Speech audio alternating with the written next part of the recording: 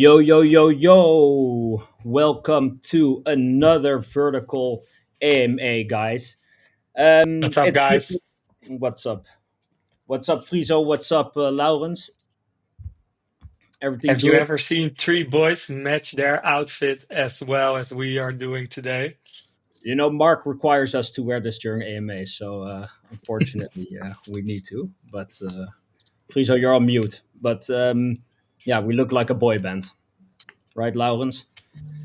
So Yeah, we are sort of a boy band, so makes sense. exactly.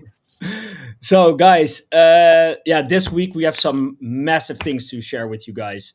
And as you can see, Mark is not here; he's on a short trip. But Laurens and Friso are here to take his place, and that is for a reason. Because this week they will, talk about our announcement yesterday, namely the white paper which we published.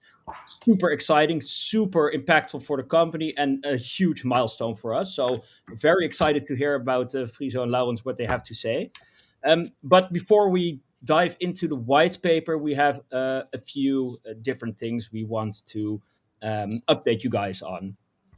As you guys know, a vertical is growing fast. We're launching new products and updates left to right, and we are certainly not slowing down. And we have so many great ideas and so much value to be added to our platform. But yeah, we just have so many hands in the team, and in order to accompany this growth and all these nice ideas and to be able to develop them, we have hired another developer in our team. Laurens, you were really close involved with the hiring process. Maybe you can tell us a little bit more about our new colleague. Yeah, sure. So the guy that we onboarded is called Ryan, and I am super excited about to hire him actually because he's an amazing full stack developer and a blockchain developer as well. He has over 10 years experience now, and that really also shows in what he has built previously. So he's great at building web apps. He's great at implementing smart contracts and Web3 ecosystems. So I am super excited to onboard Ryan. I also really like him as a person. So that's always great for the team. But I'm also just happy that we have a guy that's good right now because as a company, you always got to be quite strategic about who you hire, right? There's always enough to do to get some extra hands on board but that really needs to add value and we are really right now at the point where we see that we are doing so many things to become a better competitive company in the space. We have all the products that we're building, but we're also prototyping, right? Always trying to be ahead of the curve, and actually getting an extra developer on board now really makes sense because then he can focus on the big push to make sure that we have the studio live really soon for you. We're gonna have some updates on that also later this month, I believe, Hida. But yeah, it's just that it just allows us to focus on what we are building right now while also looking ahead. So really happy about it. Yeah, Welcome aboard, good Ryan. because the roadmap obviously keeps evolving. When I look at it, sometimes it looks pretty daunting. I think also as a technology startup, it's great to keep flexibility in taking different routes and figuring out your exact needs while you're on the road. And I think but we clearly see that what we have in mind is challenging on many fronts. And yeah, if we can basically enrich our team with even more development power, I think that's the right investment from our perspective. We want to invest as much money that we have in tech as a technology company, and I think hiring skillful, talented, experienced developers really fits that narrative. Yeah. But also helps release a bit of stress towards the large roadmap that we have and that we have committed to, and that we keep on delivering on as well so far with the credit system launch last week. But yeah, Next Up Studio, it's gonna be awesome. We've seen the first views of the designs, actually the front end, But yeah, I think more on the studio a little bit later instead of today. Super excited times ahead. Super excited to have Ryan on board. So yeah, I think Laurens and Friso already touched upon it a little bit, but just a short recap of what's coming up for Vertical. We just launched our payment system. Super exciting news, generating revenue. It's really exciting. It's a major step in a startup, right? In the path of a startup. But yeah, now we launch a payment system. We're already looking into the future. What is coming up? So you mentioned before the V1 of the studio. Super excited. We already did our beta testing. We learned from it. We applied the feedback, and right now we're ready for V1, the V1 version, which I had a look at it already, a small glimpse of it as Friso, the same as Friso and Laurens, and it's going to be amazing. And really looking forward to this one. Then we have some massive improvements on stream coming up. We have the audio corner, which is in development. We have an improvement to our video corner coming up, and also some more corners which we have already thought about, which we are started on, planning. And just to finalize these updates, we have some big in real life events coming up. So Friso and Mark will be attending Token in Singapore, right, Friso? Yeah. Correct. In a few months, we're heading towards Singapore. I think we had really successful Token 2049 event in Dubai. I think we also really realized that just focusing on blockchain events isn't maybe the right strategy for a company that presents itself as an AI startup first, but as crypto friendly. But there's certain blockchain conferences you just can't miss. They're too valuable for your network. They're too valuable for meeting people and also obviously the people that support you. Also, although I think on the ground, when we look at development, we're more focused on developing the AI tools right now. Like we are also working on improving, for example, the smart contract to allow staking very soon. Obviously, working on the affiliate program, which will also flow through blockchain smart contracts. But I think technically, these type of events, you got to go, and it's also really fun because we have a growing community in Asia. And I think it will be really fun to see if we can organize a in real life event there as well, as we did in Dubai. So if you're in the call and you're in Asia and you're visiting Token 2049, hit me up and we'll extend the invite to you as well. Yeah, and apart from these big events, we have some smaller events as well lined up where more AI focus as well, which we will be attending. So more on that as well on our socials. And then lastly, what I want to share, guys, next week we have something major coming up, right? And this is an incredible milestone for Vertical as well. It's something unique. It's something you don't see too often happening. And this something will increase our development massively going forward. So again, what Friso already touched upon, we have a very big roadmap, one we committed on, and this will really help us not only deliver this roadmap, but deliver it to the highest quality we want. So super excited to share this, but we'll leave that to Mark for next week. And we'll have something to talk about next week during the AMA. So make sure to attend that one. Massive announcement coming up. Next week is something that we've been working on for probably almost a month right now. And I think there's already some breadcrumbs about the gossip in the market, what is going to be announced, to be found on Twitter. Read between the lines. It's not out, but I think if we can close everything within this week, which it seems like it, then next week is going to be one of the biggest announcements probably we have done so far. Yeah. Join that. I also wanted to really quickly get back, Hidde, before we jump into a bit of the fireside chat, on some of the most common questions I have gotten related to the credit system. If that is okay, because there's a bunch of you guys here that I think have been purchasing a subscription or a pay-as-you-go pack through our newly developed payment system that we launched last week. I think one of the things that I wanted to clarify was, so there's a discount code, which is valid for people that had a legacy account, basically meaning that you had signed up for the account before the 28th of July. And this discount code is early-adopter, and it will be valid for 5 more days, if I say that correctly, Hidde. Yeah.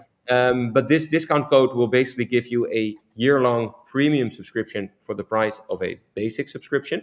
So on fiat payment, that means about 50% discount. On VerdeAI payments, I think it's almost 65% discount.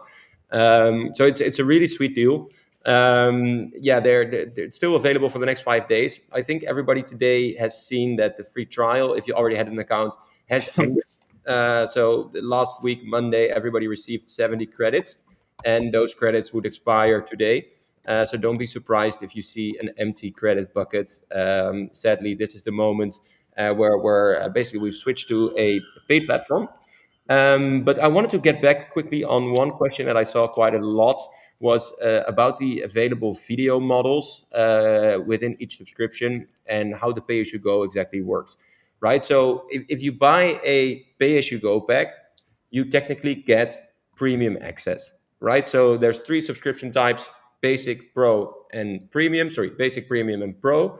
And all these subscription types, they give you access to different types of AI models, right? And with the pay-as-you-go packs, you technically get a premium access.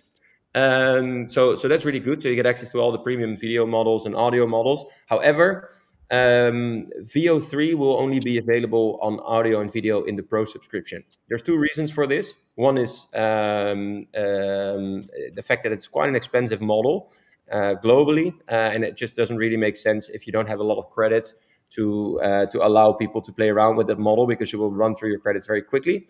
And secondly, we want to also prioritize our best users in terms of waiting when a prompt is responding. So I think that is twofold. But with the premium access, you actually get access to VO, but it's a faster model, right? So it's not the most exclusive VO3 model, but there is still a VO option available, which is cheaper, a little bit faster. It's less quality, but it's still really, really good. So that's all included in the premium pack. Also, there is Kling in various alternative options. So yeah, it's video, text, and image in the premium subscription, and you technically get access to everything except for VO3. I just wanted to clarify that. And if there's any questions about the credit system experiences you've had over the last week, feel free to drop a question during the Q&A. Nice. Great clarification, Friso. Thanks for that. Sure. Then for the main event of this AMA, right? Massive milestone for Vertical this week, the publishing of our white paper. I think, Laurens, you worked really hard on this. You talked about it a lot as well. And this session, we will just have, a short chat about what this implies for Vertical. So can you just tell us again, in simple terms, what MiCAR is and why it is, registering with ESMA is so important? Yeah, absolutely. And I think maybe I'm even stealing a little bit of thunder of Friso here, because I saw that he had a pretty nice explanation on his LinkedIn about it, where he said, like, MiCAR is the first EU-wide framework for crypto assets, but that basically also makes it a single source of truth in Europe. And why that is so important is because that means that if you're listed with the European Securities and Markets Authority, the ESMA for short, that basically means that you pass the latest bar of transparency in all of Europe.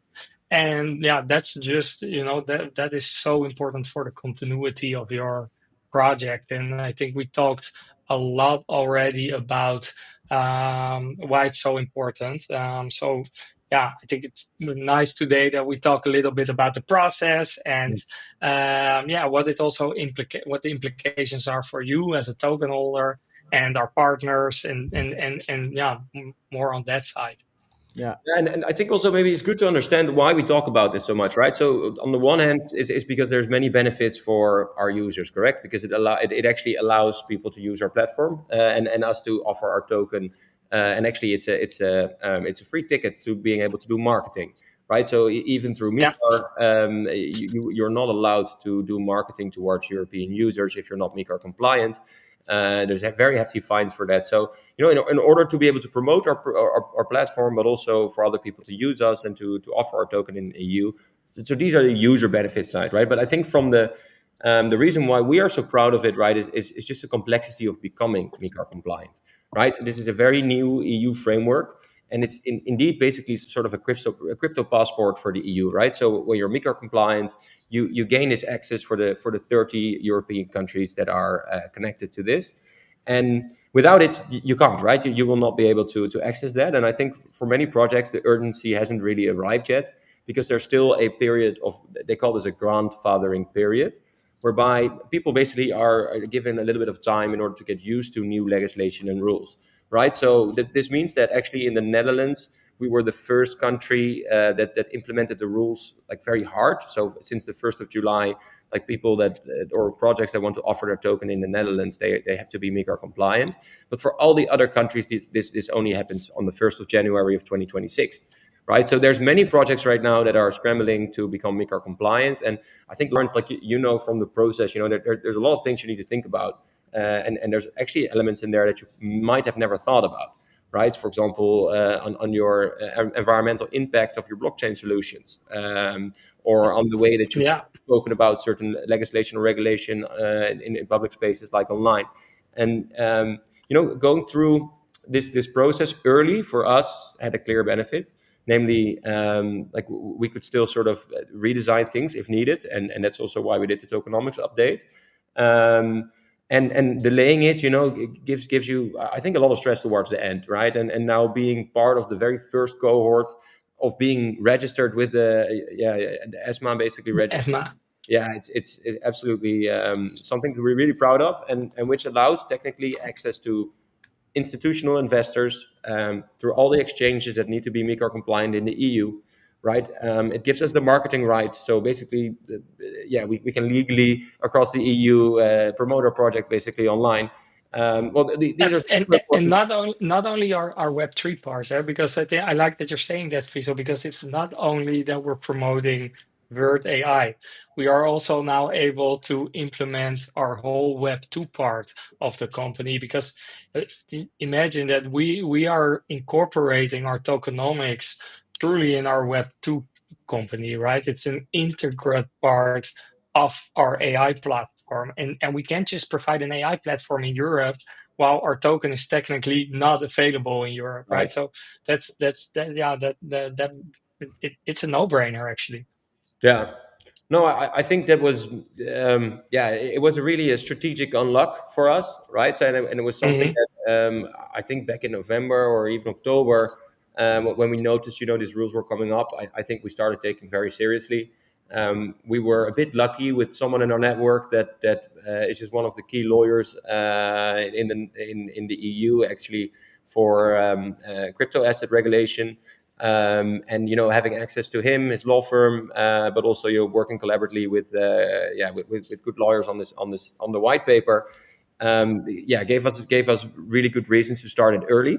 I think from maybe lastly, what is good to explain is like what is in it for you guys, right? Because the ESMA register comes with the publication of the white paper, and that basically means that we had a date on which we were allowed to publish the white paper online, and it had to go through the Financial Market Authority in order to be accepted, right? And what that means for you guys now is that the white paper is open, right? It's online. You can visit it on verticalstudio.ai/whitepaper, and basically it's a blueprint of the way that we operate our business, right? It's a blueprint of how and where we got funding. It's a blueprint of how and where we gain revenue. It's a blueprint on how we technically sort of embody everything.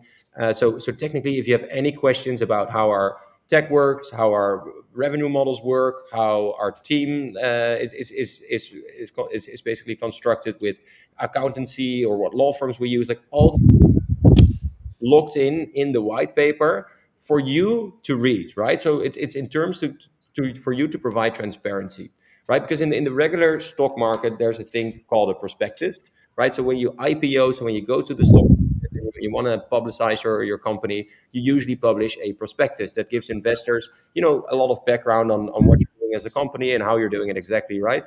And this gives people confidence in what they're buying. But in crypto, people just don't know what they're buying, right? Because a lot of projects are not transparent about how they operate and how and the way they do things, where they raise the funds, how they deploy the funds, how the tech is built up, where customers are charged, etc.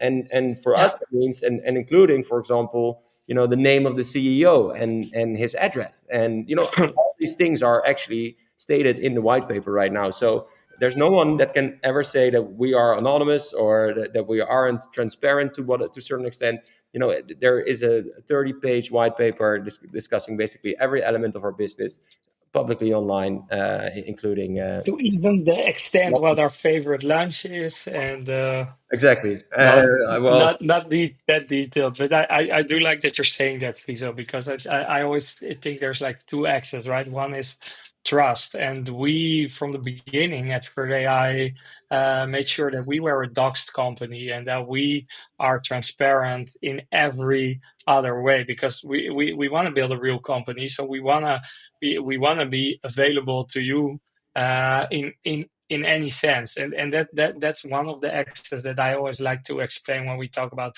why it's so important that we remain compliant. But the other thing is also, to me, is that we are durable, and that means something for our partners, because that means that working with Vertical AI means that you are in a partnership that is able to grow and that we can expand together, and that's to me like the other factor that is really excited about being compliant now. Yeah, and it means also that if any future updates, right? Let's say we change blockchains, or we make a very significant change to the way we operate our company, right? We will have to notify the same authorities with those updated changes, which means that you always have a place to go to see the status of a lot of things surrounding our company. And I think this is more like the legal part, and Lawrence, I fully agree with what you say, but there's another end, right? We wanted to do this because it opens the door for enterprise clients, for creators on the stream, for compute partners. They all want a trustworthy, and compliant and loyal partner that's building for the future and the long term. And I think this is really a good showcase to them, and probably the best there is in the market right now, about how serious we are. And if they have any questions, they can refer to that document. So and to be honest, like speaking with investors, we've already seen sort of the effect the MiCAR authority has given us right now, in terms of interest from institutional investors. So I think it's really awesome, and it's something that we can be really proud of. Nice. Verify full transparency by publishing the white paper. Exactly. Yeah. Yeah. Nice. Yeah. Absolutely. So maybe go ahead. You had a list of questions that we would go off, but Friso and I, when we get excited, we just start talking, right? And I think we covered already a couple of the topics that you also wanted to discuss with us. But please go ahead, pick a topic, and we'll jump in again. No, I think so. This is also, you guys have been on it. This is less a little bit my thing, but what does this imply for, what this white paper? What was the most difficult part of building this, right? Because you've been on this for a long time right now. Why is it such a process? What makes the process so long? Yeah, well, I think, to me, there are basically two things that made it that were sometimes a bit tedious when writing this white paper, right? The first thing is, we are turning our dynamic roadmap into a fixed regulatory proof document.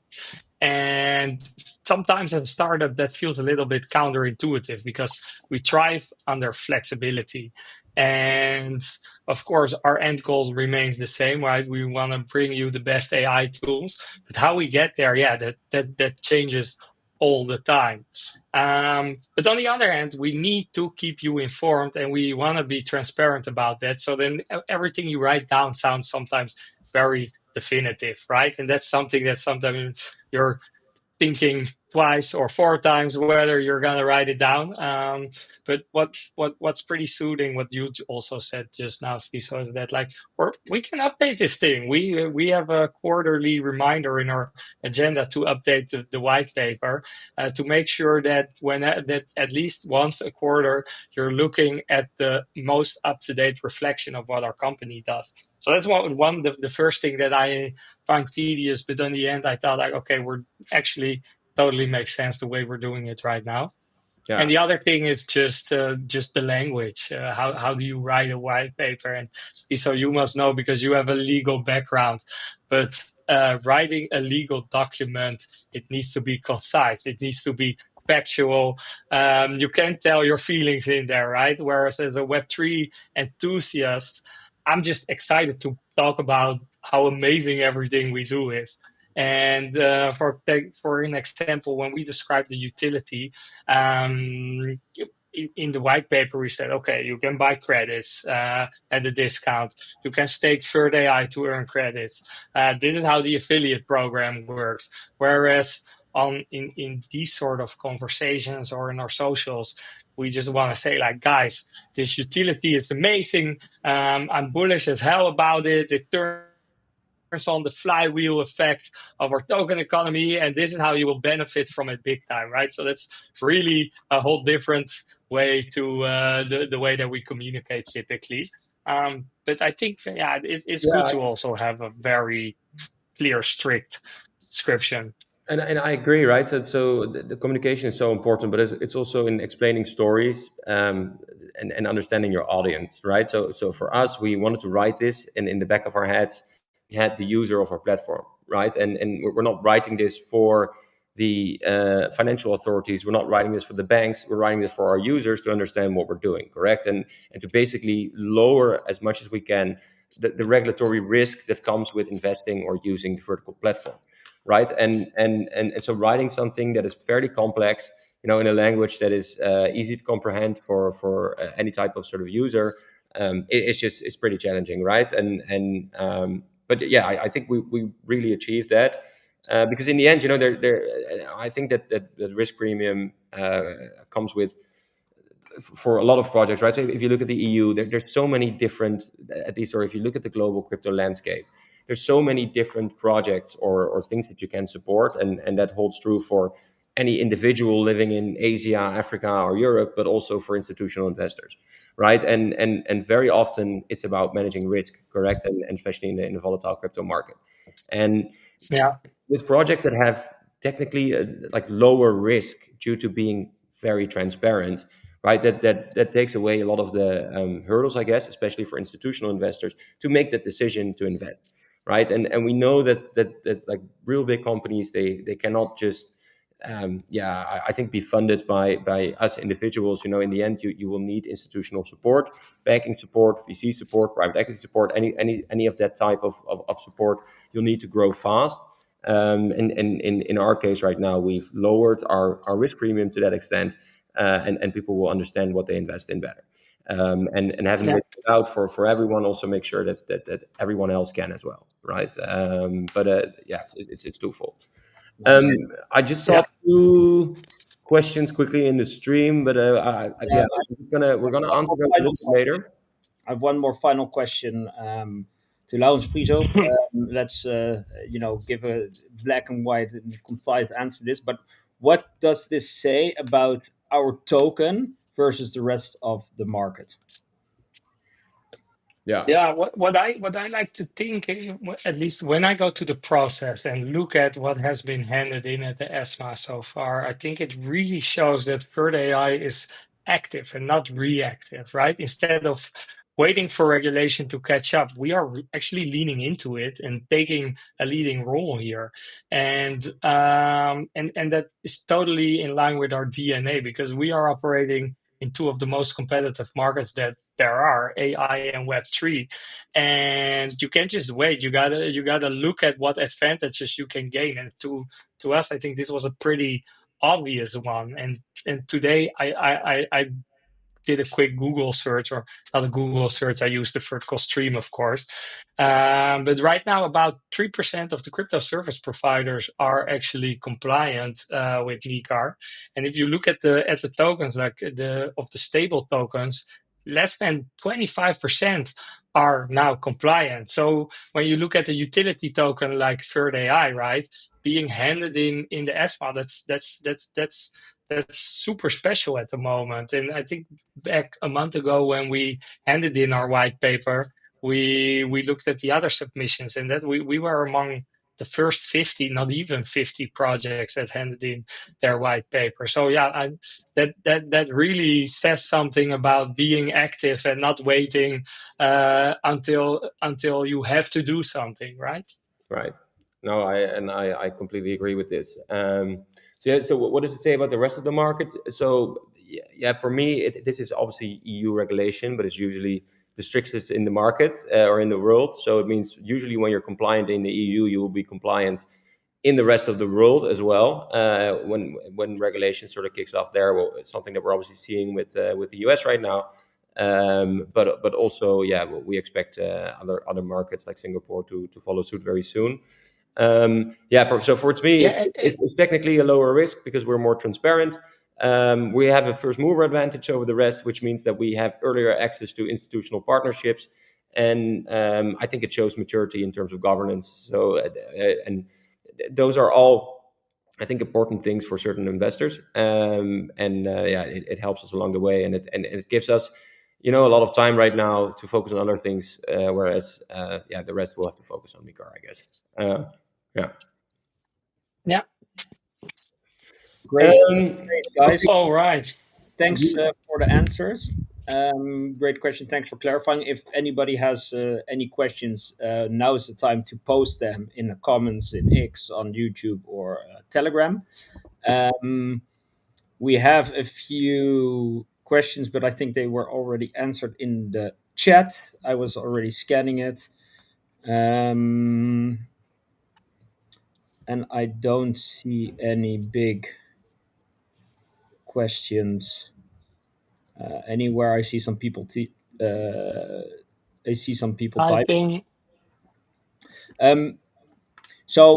Just one more small remark while we're waiting for the questions. As you guys know, we had a contest in our community, of which the winners were announced. But with this contest, we decided to also do an additional draw or raffle between all the entries, who would also win a prize. This raffle, Don will do this in short notice. He's working on it right now, but please have some more patience. It will come in our Telegram community. Nice.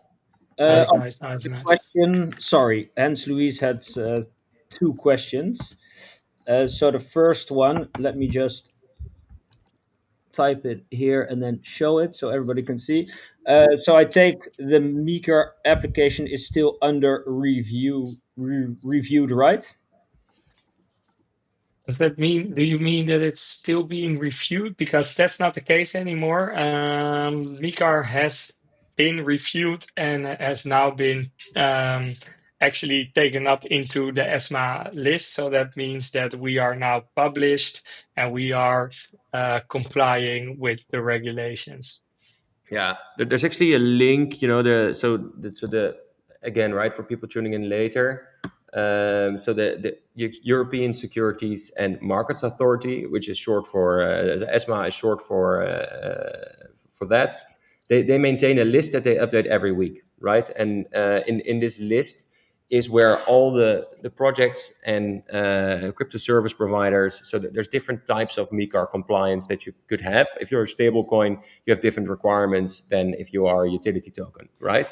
But they maintain a list on the ESMA website. We'll drop it in the chat after this call, just for people to check. Or do we have it here quickly, Lauren, so that we can actually share it? Then we share the screen. It's kind of funny to see, I guess. Sorry, I was reading your questions and I completely missed your question, Friso.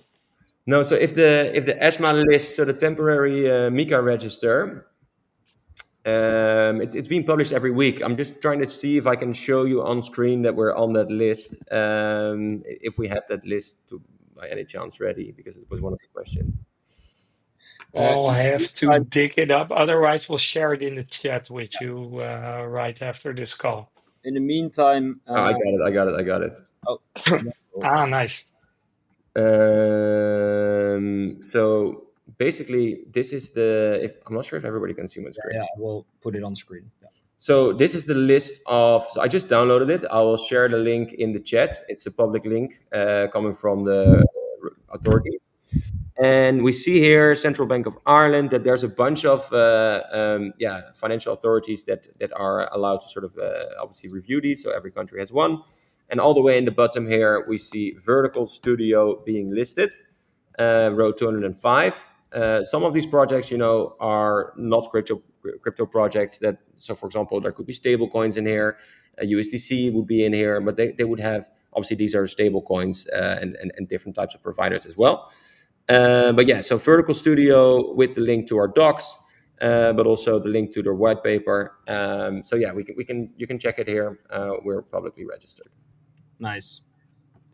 So then one more question: is part of the Asian market entry plan the team has? Yes, definitely. We've touched upon this a little before. So right now we're also building a website to be translated into Chinese, for instance. This is all part of the plan, but also we have some other strategies going forward. We already launched our platform in Singapore, which we have a lot of users, and some other countries as well. So we are working on this. In due time, we will share some more updates on this Asian market entry.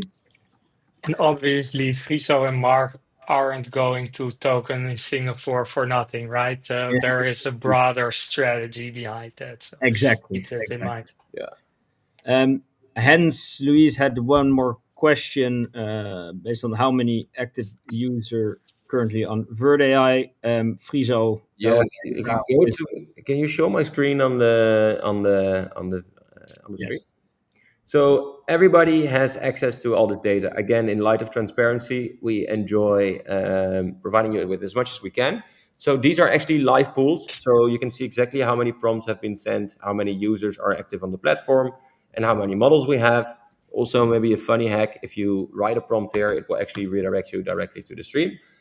People might not know that, and it will send that prompt for you. So yeah, that's kind of funny, I guess. Thank you for You are already through your credits, Friso. That's a different account. But yeah, this is my alternative account. All right, guys. This has been a very nice, extensive AMA. Super exciting milestone, which we passed by publishing our white paper. And as I mentioned before, super excited things coming up. Make sure to tune in next week. As we mentioned, massive announcement coming up. So keep our socials. Keep an eye out for our socials because we will be announcing it there, and you guys, we're very excited for this. For now, thank you, Laurens and Friso, for joining this AMA, and we will see you guys next week. Thanks everyone for tuning in. Later. See you.